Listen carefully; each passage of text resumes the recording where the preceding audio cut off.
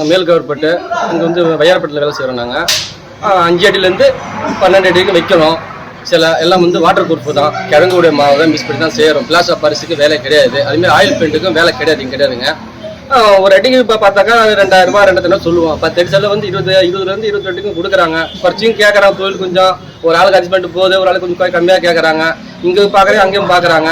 அதுமாதிரி பெயிண்டிங்கும் ஃபுல்லாக water paint தான் ஃபுல்லாக நாங்கள் செய்கிறோம். எல்லாமே கிருஷ்ணகிரிலேருந்து பெயிண்ட் வாங்கிட்டு வரோம். வாட்டர் பெயிண்ட் வாங்கிட்டு வந்து எல்லாமே செஞ்சுட்டு இருக்குது. தண்ணி தான் எல்லாமே.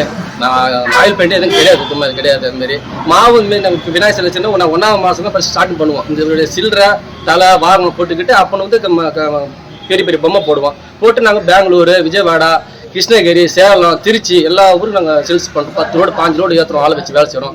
ஆள் செட்டாக வச்சுருவோம். ஆம்பளை செட்டாக வச்சுக்கிறோம். அதுமாரி அவங்களுக்கு வந்து அவங்க 1 லட்ச ரூபா அட்வான்ஸ் கொடுப்போம்.